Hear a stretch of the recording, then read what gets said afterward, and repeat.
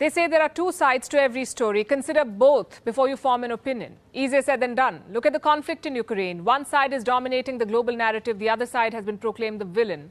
I'm talking about NATO and Russia. But what led the world to the point of this invasion?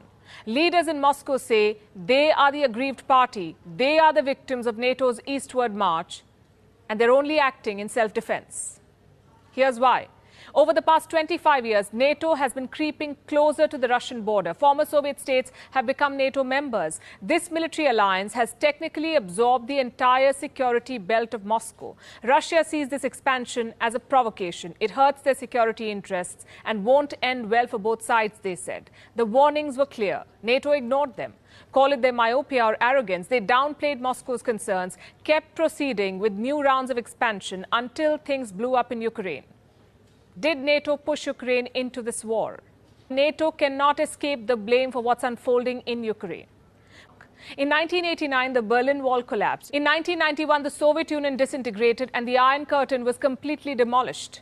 Europe's regional order hinged on one question. Should Germany align itself with the US and NATO, or should it join the Russians through the Warsaw Pact?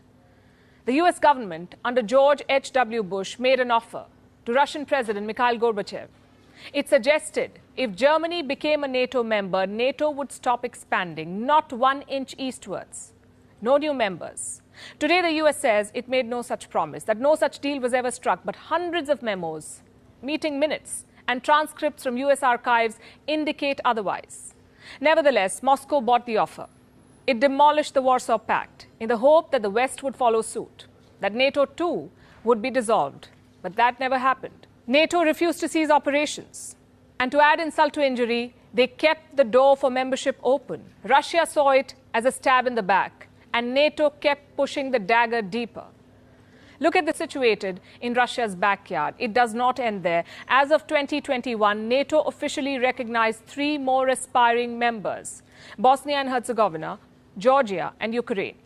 Last we checked, NATO was also in talks with Sweden, Finland, and Serbia for membership.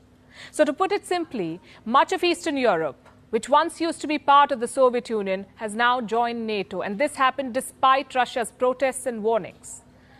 The last reasonably friendly warning from Moscow came in the year 2007. Vladimir Putin addressed the annual Munich conference, where he said, and I'm quoting, "NATO has put its frontline forces on our borders. This expansion represents a serious provocation that reduces the level of mutual trust, and we have the right to ask against whom is this expansion intended and what happened to the assurances our Western partners made after the dissolution of the Warsaw Pact."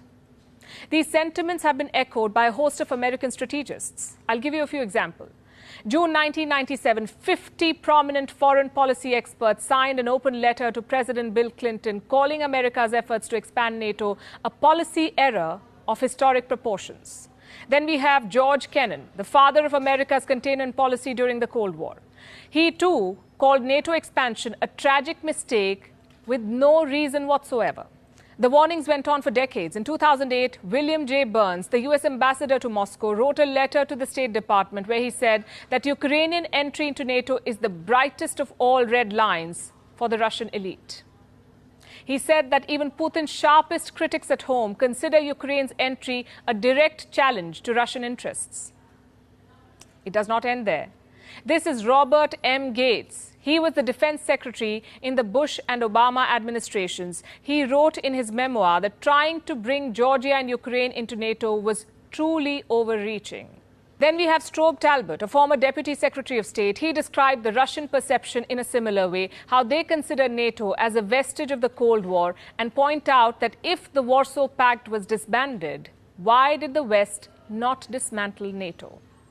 So several voices in the Western world had warned that Russia's protests have merit and that NATO expansion could spell serious trouble. Yet, successive American administrations paid no heed to these warnings. When we analyze why Ukraine was attacked, all of this needs to be taken into account.